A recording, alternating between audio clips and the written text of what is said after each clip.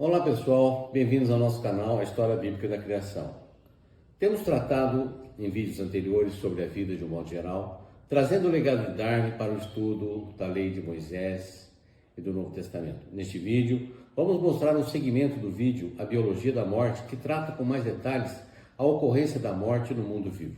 Se você gostar desse estudo e quiser saber mais sobre ele, assista o vídeo completo clicando no card que aparece acima.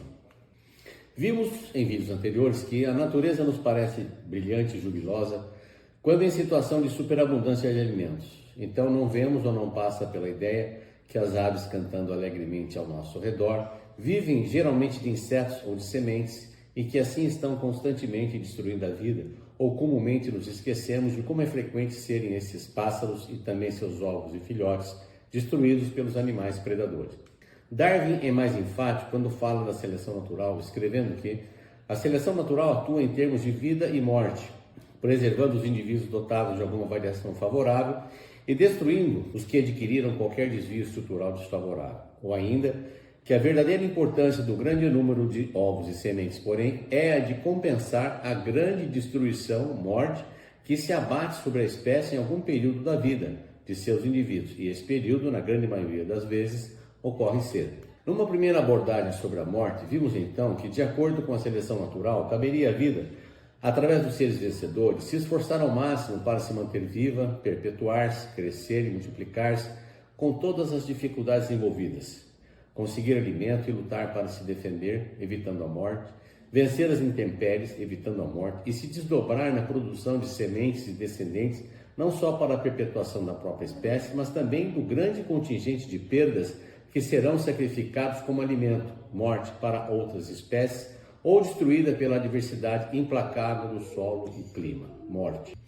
E para isso, os seres vencedores ou aprovados pela seleção natural precisam serem aptos o bastante para se manter vivos e buscar alimentos, capazes o suficiente para gerar e criar descendentes aprovados no embate com as adversidades, e fortes o necessário para produzir o enorme contingente de seres que se perderão na morte, seja pela destruição de ovos e sementes, ou dos descendentes mais fracos, que, reprovados pela seleção natural, se tornarão alimentos para outras espécies ou dizimados pela inhospitalidade do solo e clima. Assim, os seres mais aptos, capazes e fortes sustentam não apenas a continuidade da vida, mas também garantem a quantidade de morte requerida por ela. E ainda que a morte signifique para nós a interrupção ou o final da vida, como pode parecer num acidente fatal, numa doença grave e certamente na velhice, poderia parecer que não estamos sujeitos ao tipo de morte que, como vimos acima, atua como alimento na relação entre os seres. Nada mais equivocado, entretanto, pois, se como alimento o homem mata animais, e também como alimento animais matam animais, igualmente como alimento vírus e bactérias matam homens e animais, já que, como aprendemos na biologia e medicina, as doenças infecciosas e parasitárias que nos atingem nada mais são que a luta pela sobrevivência de organismos menores que, ao infestarem seres maiores, nos consomem como presas, esforçando-se ao máximo para conseguirem alimento, crescerem, multiplicarem-se e vencer as intempéries, entre outras adversidades, como, por exemplo, o uso de antibióticos.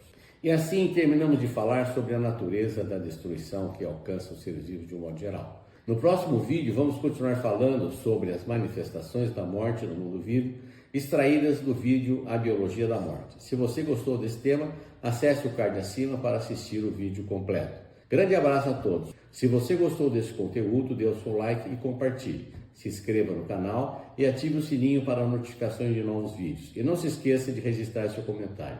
Que Deus nos abençoe.